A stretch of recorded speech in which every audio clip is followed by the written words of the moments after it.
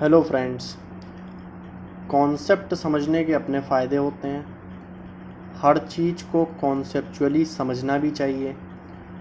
मेरे चैनल में आपको जितनी भी वीडियोस मिलेंगी उसमें हम लोगों ने कॉन्सेप्ट को क्लैरिफाई किया है, कॉन्सेप्ट को बिल्डअप किया है, फिर क्वेश्चंस को लगाया है। लेकिन कभी कभी टाइम की कमी हो जाती है, जहाँ पर हमें टाइम नहीं होता है कि हम उन सब कॉन्सेप्ट को पढ़ पाएँ। वहाँ पर हमारे पास सिर्फ एक चीज़ बचती है, रटना। स्कूल लाइफ में, कॉलेज लाइफ में बहुत बार रटने की जो ज़रूरत है वो पड़ी है।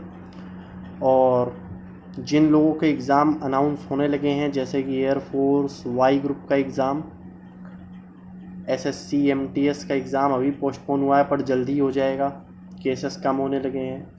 सीएचएसएल या कोई भी एग्ज़ाम जहाँ पर मेंसुरेशन आने वाली हो, हालांकि रट तो हम लोग सब कुछ सकते हैं, लेकिन मेंसुरेशन लेके चलेंगे, मोस्ट ऑफ द एग्ज़ाम्स में पूछी जाती है।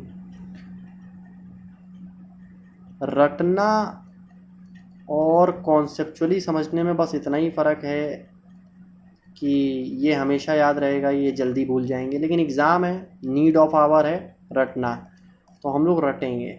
और रटने की कोई ट्रिक मेथड नहीं होता है। मैं बार बार उस चीज़ को बोलूँगा। रटने की प्राचीन जो विधि है कि मेंसुरेशन के कुछ जो बहुत ही, मैं ये नहीं बोल रहा हूँ पूरी मेंसुरेशन यहाँ पर ख़त्म हो जाएगी, मैं ये बोल रहा हूँ कि जो एसेंशियल फार्मूले हैं जो आने ही चाहिए, कम से कम उनको तो रिवाइज़ कर लें एग्ज़ाम के पहले।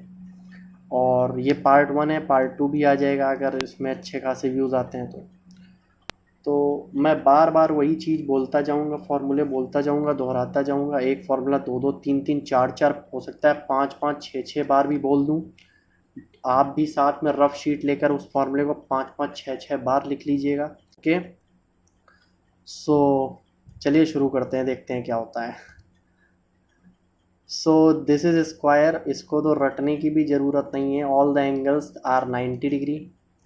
इसके एरिया की बात करें, इसके एरिया की बात करें तो ए स्क्वायर, ए साइड है, सभी साइड्स इक्वल होती हैं। बात करते हैं पेरीमीटर की तो वो हो जाता है 4a। ये है रेक्टेंगल, जो बहुत इजी है, उनको तो मैं दोबारा नहीं दोहराऊंगा, उनको तो दोबारा दोहराने की कोई आवश्यकता भी नहीं है। ये इसकी लेंथ मान लीजिए, ये इसकी ब्रेड्थ मान लीजिए, तो इसका यहाँ पर एरिया हो जाएगा लेंथ इंटू ब्रेड्थ। यहाँ पर इसका पेरीमीटर हो जाता है 2 लेंथ प्लस ब्रेड्थ। पेरीमीटर हो जाता है 2 लेंथ प्लस ब्रेड्थ, एरिया हो जाता है लेंथ इंटू ब्रेड्थ। ये हमारा कौन सा ट्रायंगल है? लेग इक्विलेटरल रहा है, लेकिन मैं यहाँ पर इसको मानता हूँ कि ये स्केलीन ट्रायंगल है। मान लीजिए ये ए साइड है, ये सी साइड है, ये बी साइड है, और ये इसकी हाइट है एच। मान लीजिए ये हाइट है एच। तो मैं आपको बता दूं कि इसका एरिया क्या होगा। एरिया क्या होगा? कोई भी ट्रायंगल हो उसका एरिया होता है half base into height, half base into height. दूसरा तरीका स्केलीन ट्रायंगल का एरिया निकालने का क्या है? ये तो रहा पहला तरीका। दूसरा तरीका क्या है? हीरोस फॉर्मूला जो है S, S minus A, S minus B, S minus C. S यहाँ पर है हमारा semi perimeter, semi perimeter. Okay, कोई भी एरिया हो उसका एरिया होता है हाफ बेस इंटू हाइट, या Heron's formula S, S under root S, S minus A, S minus B, S minus C. A B C इसकी साइड्स हैं। इसके पेरीमीटर की बात करें तो simply A plus B plus C. Perimeter होता है सम ऑफ ऑल साइड्स। ओके, इसको फिर से रिवाइज करते हैं, लेकिन ये उतना टफ नहीं है। इक्विलेटरल ट्रायंगल की बात कर लेते हैं। इक्विलेटरल ट्रायंगल हमारा वो ट्रायंगल होता है जिसमें सभी साइड्स इक्वल हो, वो होता है हमारा इक्विलेटरल ट्रायंगल, जिसमें सभी साइड्स हमारी इक्वल हो। ये यहाँ पर इसकी हाइट हो गई, ये इसकी हाइट हो गई h। इस इक्विलेटरल ट्रायंगल का जो एरिया होता है वो होता है अंडर रूट 3/4 ए स्क्वायर। ए इसकी साइड है जैसा कि आप लोग देख सकते हैं, इसकी ये h हाइट है। और एक और तरीका मैं पूछूं इसकी एरिया बताने का, तो आप लोग हाफ बेस इंटू हाइट कहीं पर भी लगा सकते हो, तो हाफ इंटू बेस यानी ए इंटू हाइट एच। हालांकि ये वही चीज़ है, बस यहाँ पर हाइट यहाँ से अलग भी कर सकते हैं आप लोग, अगर अलग दी हो तो डायरेक्टली ये यूज़ कर सकते हैं। और इसका पेरीमीटर बताने की ज़रूरत भी नहीं होनी चाहिए, तीनों साइड्स का सम 3a होता है। ओके, इक्विलेटरल ट्रायंगल का एरिया √3/4a² होता है। इक्विलेटरल ट्रायंगल का एरिया क्या होता है? √3/4a²। ठीक है, अभी हम लोग स्केलीन ट्रायंगल पढ़ कर आए थे। स्केलीन ट्रायंगल हमारा क्या होता है, एक बार फिर से देख लीजिए। स्केलीन ट्रायंगल का area half base into height. Scalene मतलब जिसमें कुछ भी साइड्स दे दें, उसमें कुछ रिलेशन ना हो, ना वो इक्वल हो, ना दो साइड्स इक्वल हो, तीनों डिफरेंट साइड्स हों। तो half base into height, half base into height, half base into height, किसी भी ट्रायंगल का एरिया। हीरोज फार्मूला ये वाला लगा दीजिएगा, किसी भी ट्रायंगल का एरिया, स्पेशली स्केलीन का तो इसी से निकलेगा। √3/4a² इक्विलेटरल ट्रायंगल का एरिया। आइसोसेलेस ट्रायंगल बड़ा मज़ेदार ट्रायंगल होता है। इसमें दो साइड्स इक्वल होती हैं, एक साइड इक्वल नहीं होती, अलग होती है। बेस वाली साइड को अगर हम अलग मानते हैं तो ये इसकी हाइट है, मान लीजिए इसकी हाइट है। तो भाई इसका जो एरिया हो जाएगा स्केलीन आइसोसेलेस ट्रायंगल का, वो हाफ बेस इंटू हाइट तो होगा ही होगा एक। दूसरा क्या, यही वाले फॉर्मूले को मॉडिफाइड कर दें तो हाफ बेस इंटू हाइट। अब हाइट यहाँ पर क्या है, हाइट है हमारी √। अब यहाँ से हाइट हम लोग वैसे निकाल भी सकते हैं कि ये 90 है और ये b/2 है, तो हम लोग यहाँ पाइथागोरस सिंपली लगा देंगे तो हाइट हमारे पास आ जाएगी √a² माइनस b²/4। तो यहाँ से 4a² माइनस b² आ भी जाएगी हाइट, और नीचे बचेगा 2 √4 की वैल्यू। तो सिंपली हम लोग यहाँ पर हाइट लिख देंगे 4a² माइनस b²/2। और इसको जब सॉल्व करेंगे तो आपको रटना कौन सा फॉर्मूला, आपको रटना है b/4 √4a² माइनस b²। कुछ लोग ये समझते हैं रटा नहीं जाता है, और कहीं ना कहीं वो भी जानते हैं कि एग्ज़ाम टाइम उन्होंने काफ़ी बार रटा होगा चीज़ों को। रट लेंगे, एग्ज़ाम निकल जाएगा, एग्ज़ाम में आ जाएगा क्वेश्चन, तो बड़ी खुशी होगी कि चलो रटने का कुछ तो फ़ायदा मिला। आप लोग को शायद पता नहीं है, साउथ कोरिया में स्पेशली, साउथ कोरिया जो टेक्नोलॉजी में इतनी एडवांस कंट्री है, वहाँ रटने के लिए अलग बच्चे 2-2 घंटे की क्लासेस रखते हैं कि रट लें चीज़ों को। तो रटने का भी अपना अलग महत्व है। ऐन मौके पर कभी कभी हमें रटना पड़ जाता है। हमेशा लॉकडाउन भर अगर पढ़ाई ना हो पाई हो किसी कारणवश या मौजवश, किसी बस पढ़ाई ना हो पाई हो, तो अब रटने का ही ऑप्शन बचता है। तो फिर से रटते हैं। आइसोसेलेस ट्रायंगल है, यहाँ पर एक बार फिर से देख लेते हैं। आइसोसेलेस ट्रायंगल है जिसमें दो साइड्स तो इक्वल हैं, एक साइड इक्वल नहीं है बेस वाली, ये हाइट है।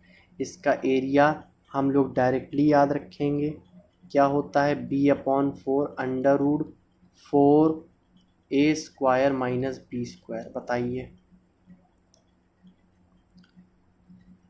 ये एक आइसोसेलेस ट्रायंगल है, ये इसकी हाइट होती है, इसका एरिया क्या होगा b/4 √4a² माइनस b²। क्या आपको समझ में आया? और आप इसको 1-2 बार और अपने आप से लिखें, 2-3 बार अपनी रफ शीट में लिखें, आपको 100% ये याद हो जाएगा। ये आ गया हमारा चहेता right angle triangle. Right angle triangle हो गया। अब इसका हम लोग देखते हैं एरिया क्या होता है। तो भाई इसका कोई विशेष फार्मूला नहीं, हाफ बेस इंटू हाइट। जहाँ आपको विशेष फार्मूला ना मिले वहाँ half base into height. Height तो इसकी ये होगी, ये इसका बेस हो जाएगा। ओके, ये इसका हाइपोटेनियस होता है, ये इसका हाइपोटेनियस होता है। हिंदी में कर्ण बोलते हैं तो इसको के नाम दे लेते हैं, इस फॉर्मूले में इसका कोई यूज़ नहीं। Half base into height right angle triangle में का एरिया जब भी आए। ओके, एक आइसोसेलेस राइट एंगल ट्रायंगल होता है, उसमें भी कोई बड़ी बात नहीं है, उसमें ये दोनों बराबर हो जाते हैं। तो अगर ये भी तो ये भी तो ये भी तो आइसोसेलेस राइट एंगल ट्रायंगल हो जाएगा हाफ बेस इंटू हाइट, लेकिन वो तो बेस इंटू बेस, क्योंकि बेस और हाइट इक्वल तो हो जाएगा b² ओके। क्वाड्रिलेटरल याद कर लीजिएगा, ये वाला फॉर्मूला आजकल बहुत एसएससी इस पर एम्फसाइज कर रही है, कोई इस टाइप के क्वेश्चंस पर। क्वाड्रिलेटरल में याद रखिएगा, मान लीजिए ये कोई हमारे पास डायगोनल है, मान लीजिए कोई डायगोनल है, डायगोनल्स पर अपोजिट साइड से दो हाइट्स यानी एल्टीट्यूड डाले गए, एक इधर से h1 एक इधर से h2, कोई भी क्वाड्रिलेटरल है यहाँ पर कोई भी, तो इसका एरिया निकालने के लिए बोल दिया जाता है। तो इसका एरिया क्या होगा, सिंपली 1/2 इंटू, मान लीजिए मैं इसको नाम दे दूँ ABCD, तो ये डायगोनल कौन सा है, AC है, तो AC इंटू दोनों एल्टीट्यूड्स का सम h1 प्लस h2। बिल्कुल याद कर लीजिए, रफ कॉपी में 10 बार लिख लीजिए, 10 बार लिख लीजिए, 15-20 बार लिख लीजिए, लेकिन याद कर लीजिए, किसी भी तरह याद कर लीजिए इसको। थोड़ा फनी साउंड ज़रूर हो रहा होगा आप लोगों को, लेकिन ये सब आपके लिए ही है। अगर आप इस सेशन को ही देख लेंगे तो आई एम श्योर सब फॉर्मूला याद ही हो जाएंगे आप लोगों को। मैं इतनी बार बोल दूंगा हर फॉर्मूले को। एक बार फिर से देखते हैं, ये कोई डायगोनल है, AC मान लीजिए डायगोनल है, अपोजिट साइड से इस पर हम लोगों ने परपेंडिकुलर गिराए h1 h2 या हाइट गिराई एल्टीट्यूड, और तो इसका एरिया पूछ लेंगे, इसका एरिया पूछ लेंगे, हम लोग बोल देंगे half diagonal AC into h1 plus h2। बताइए ये इसका एरिया हो जाएगा। क्या डाउट हो सकता है इसमें, कोई डाउट नहीं हो सकता है। आगे बढ़ते हैं। आगे बढ़ने से पहले एक बार और देखेंगे, कोई भी ये हमारे पास क्वाड्रिलेटरल हो सकता है, कोई भी XYZ, कोई भी किसी भी टाइप का, और ये हमारे पास उसका डायगोनल है, कोई भी डायगोनल हो, उस पर अगर हाइट अदर टू वर्टिसेस से h1 h2 जाए तो इसका एरिया हो जाएगा 1/2 AC into h1 plus h2। आगे बढ़ते हैं, रफ कॉपी में ज़रूर लिखते हुए चलिए। पैरेललोग्राम आ गया हमारा, आपका प्यारा पैरेललोग्राम। अपोजिट साइड्स इक्वल होती हैं हमें पता है, करस्पॉन्डिंग एंगल्स बराबर होते हैं हमें पता है, एडजेसेंट एंगल्स का सम हमेशा 180 होता है, या यहाँ लिख दें sum of adjacent angles is equal to 180 degree. Adjacent angles आपस में सप्लीमेंट्री एंगल्स होते हैं, सप्लीमेंट्री एंगल्स होते हैं पैरेललोग्राम में। पैरेललोग्राम का एरिया बच्चा बच्चा जानता है गली गली में, बेस इंटू हाइट। और पैरेललोग्राम के बारे में इतना तो ठीक है, पेरीमीटर और बता सकते हैं हम लोग 2a + b। पैरेललोग्राम क्या होता है, पैरेललोग्राम वही होता है जिसमें opposite sides equal, opposite sides क्या हो, आपको पेन का कलर थोड़ी देर के लिए चेंज रहेगा, अपोजिट साइड्स इक्वल हो और अपोजिट साइड्स पैरेलल हो, एडजेसेंट एंगल का सम 180 डिग्री हो, यानी आप एडजेसेंट एंगल्स आपस में सप्लीमेंट्री एंगल्स हो, करस्पॉन्डिंग एंगल्स बराबर हो,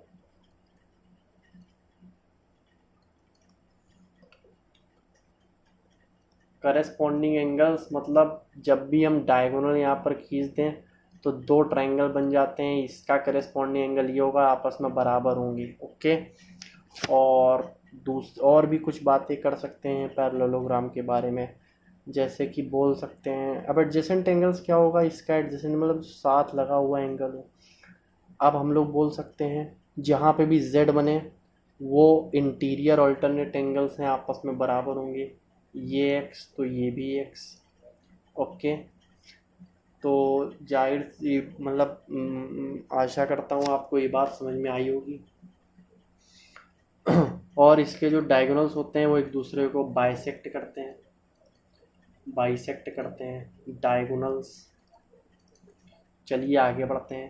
ये पैरेललोग्राम नहीं है, रोम्बस है। रोम्बस की अपनी खासियत है, चारों साइड्स बराबर होती हैं। रोम्बस का एरिया क्या होता है, मान लीजिए ये डायगोनल D1 है, ये डायगोनल D2 है, तो इसका जो एरिया होगा वो होगा हाफ D1 D2। अब एक चीज़ और हम लोग रिवाइज करेंगे, कोई भी क्वाड्रिलेटरल क्यों ना हो, मान लीजिए कोई भी क्वाड्रिलेटरल है ABCD। अब हमने यहाँ पर एक डायगोनल कोई भी खींच लिया, इस पर यहाँ से एल्टीट्यूड H1, यहाँ से एल्टीट्यूड H2, इसका जो एरिया होगा वो होगा half diagonal H1 plus H2। मैं श्योर हूँ कि आप, जब मैं ये वाला फॉर्मूला बता रहा था लगभग 5वीं या 6वीं बार, तो अब आप खुद ही मन में सोच चुके होंगे इसका सॉल्यूशन आने वाला क्या था। Rhombus half D1 D2 parallelogram हो गया है। आगे बढ़ते हैं, ट्रेपेजियम की बात कर लेते हैं। ये है ट्रेपेजियम। ट्रेपेजियम होता क्या है, ट्रेपेजियम वही होता है जिसमें one pair of side parallel हो, one pair of side is parallel,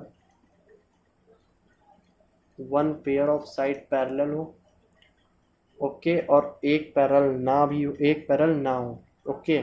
इसका एरिया क्या होता है, याद कर लीजिए, इसका एरिया क्या होता है, हाफ, मान लीजिए जो पैरेलल साइड्स हैं वो A और B हैं, और इनके बीच की जो डिस्टेंस है वो h है, यानी एक तरीके से हाइट h है।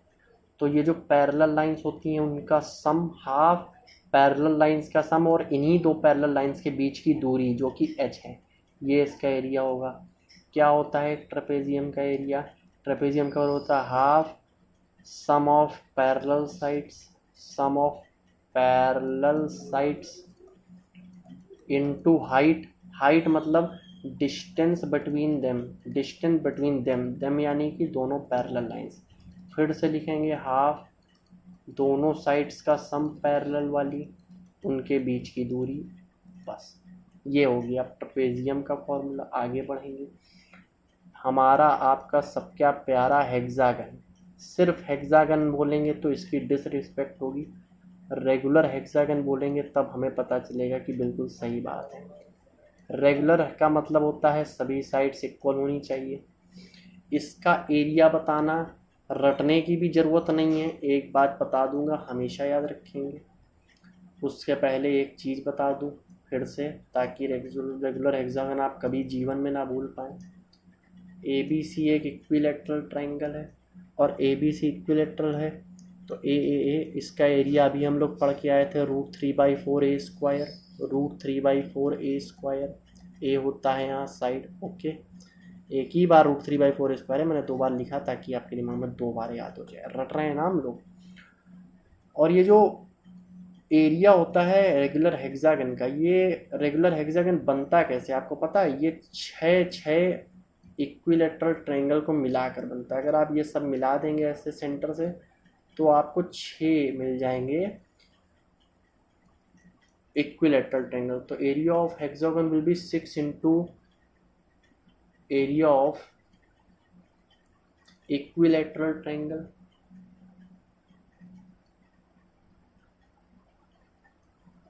इक्विलेटरल ट्रायंगल का एरिया आप लोग जानते हैं, √3/4 पढ़ के आए हैं। 2 3 2 2 मतलब हो जाएगा 3√3/2a²। यही हमारा फाइनल आंसर। लेकिन मैं फाइनल आंसर ना मैंने कभी याद किया है ना मैं आपको सजेस्ट करूँगा।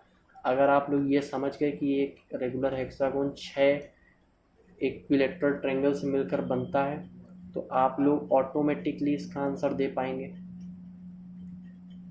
ऑटोमेटिकली बता पाएंगे कि 6 into area of equilateral triangle यानी 6 इंटू √3/4a² इसका एरिया होगा।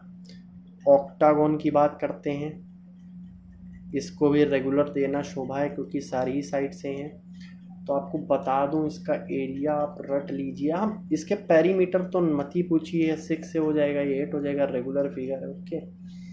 सो एरिया एरिया क्या होगा, एरिया क्या होगा, एक बिल्कुल रट लीजिए, 2a² √2 + 1 +√2 या √2 + 1 बात एक ही है। Area of regular octagon 2a² 1 + √2, 2a² 1 + √2। 3D mensuration कल पहुंचेंगे हम लोग बाद में, मतलब जब वीडियोस में अच्छे खासे व्यूज होंगे। πr² होता है सर्कल का हमारा एरिया। सर्कल का पेरीमीटर क्या होता है, पेरीमीटर होता है 2πr, perimeter 2πr। Semi circle की बात कर लेते हैं, लगे हाथ, चलिए अगले पेज पर देखते हैं। सेमी सर्कल का एरिया क्या होगा, जाहिर सी बात है सेमी सर्कल का जो एरिया होगा वो सर्कल के एरिया का हाफ होगा।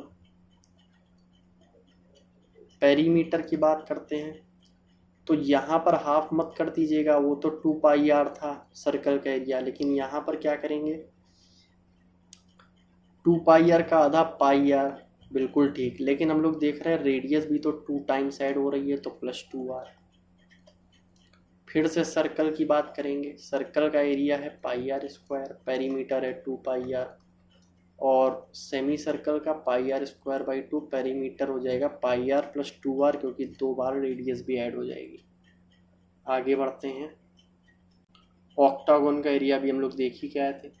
ये रिंग है, रिंग का इस्तेमाल सिलेंडर में भी कई बार होता है। मान लीजिए आउटर रेडियस रिंग की r है, इनर रेडियस स्मॉल r है, तो रिंग का जो एरिया होता है वो होता है πr² - πr²। बहुत ही आसान। आगे बढ़ेंगे, ये 2 बार सर्कल बना है, बहुत अच्छी बात है।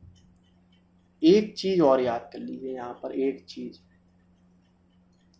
मान लीजिए कोई भी ये अपना हमारे पास ट्रायंगल है, मान लीजिए कोई भी एंगल थीटा गिवन है और उसके अगल बगल की साइड ये गिवन है ए और बी, तो इसका एरिया होगा 1/2 AB sin थीटा।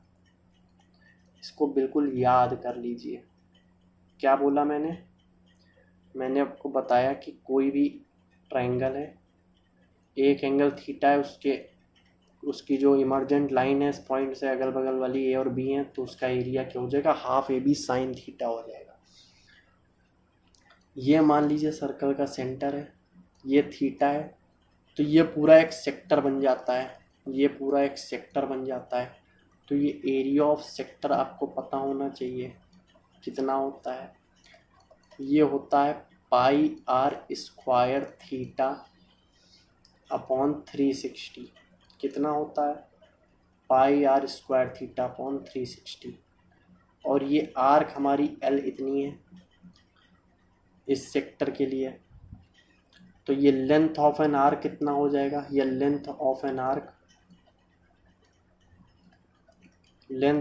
हो जाएगा 2πr थीटा अपॉन 360। ये दोनों फॉर्मूले मोस्ट इम्पॉर्टेंट। अभी तक सेगमेंट का फॉर्मूला बहुत लोगों को दिक्कत देता है,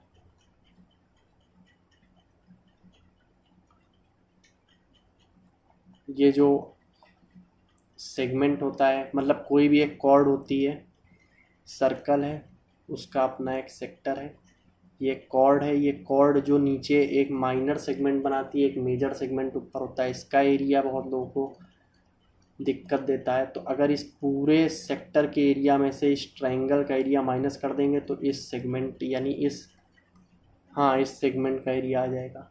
तो area of segment is equal to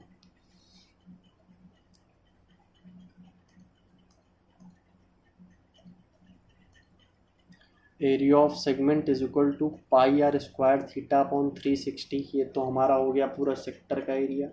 इसमें अगर मैं इस ट्रायंगल का एरिया घटा दूं, और जैसा कि आप लोग देख रहे हैं यहाँ एंगल थीटा, तो यहाँ भी थीटा होगा, ये कि यहाँ आ रहा है तो यहाँ आ रहा है, ये वाले फॉर्मूले का यूज़ करेंगे, तो ½ r² sin थीटा हम लोग माइनस कर देंगे, यही सेगमेंट का एरिया हो जाएगा। इसको याद कर लीजिए, सेक्टर के एरिया में से इस ट्रायंगल का एरिया घटा देंगे तो इस सेगमेंट का एरिया आ जाएगा। आगे बढ़ते हैं। ये जो पाथवेज वाले हैं, पाथवेज, इनको आप देख लीजिए। ये रेक्टेंगुलर प्लॉट्स हैं, बहुत इंपॉर्टेंट है, किसी तरह हम लोगों को रखना है एग्ज़ाम के लिए। देखते हैं क्या हम लोग बेस्ट अप्रोच रखते हैं इसको रटने के लिए, समझने के लिए, कि कभी ना भूले जल्दी।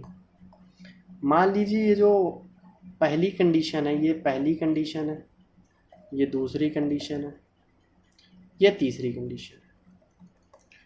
अब ये इसकी लेंथ है रेक्टेंगल की, ये इसकी ब्रेड्थ है, ये डब्लू विड्थ है इसकी। ये जो अंदर साइड पाथवेज बनाए गए हैं इनकी लेंथ है डब्लू, ये भी डब्लू है, ये भी डब्लू, मतलब ये पूरे डब्लू लेंथ का बनाया गया है, लेकिन ये इनर बनाया गया है,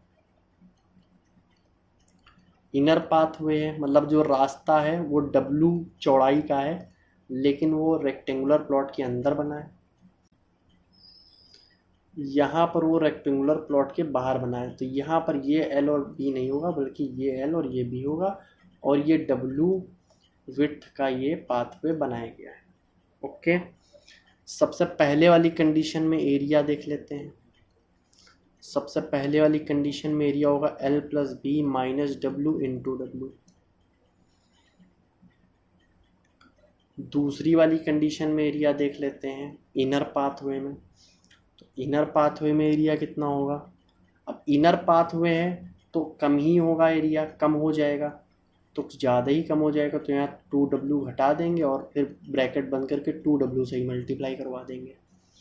अब ये आउटर है, ये आउटर वाली कंडीशन है, बाहरी रास्ते से बनाया गया, तो एरिया बढ़ जाएगा। एरिया बढ़ जाएगा तो कैसे बढ़ेगा? एल प्लस बी वैसे ही रहेगा, बढ़ जाएगा तो 2W इसमें ऐड कर देंगे, 2W का यहाँ मल्टीप्लाई करवा देंगे। So that's it. हम लोग देख रहे हैं कि हम लोग ने काफ़ी एसेंशियल फार्मूले देख लिए हैं, कुछ फार्मूलों को हम ऐसे ही रिवाइज कर लेते हैं। मान लीजिए कोई भी क्वाड्रिलेटरल है, ये इसका डायगोनल है, ये हाइट h1, ये हाइट h2, तो इसका एरिया हाफ, मान लीजिए ABCD, जिस डायगोनल पर एल्टीट्यूड डाले गए उसका लेंथ इनटू दोनों एल्टीट्यूड्स की लेंथ का सम, ये हो जाएगा हमारे पास। और सेगमेंट का मैंने आपको बता ही दिया था। सेक्टर का सबसे पहले एक बार फिर से देखेंगे। सेक्टर का होता है πr² θ/360, 360।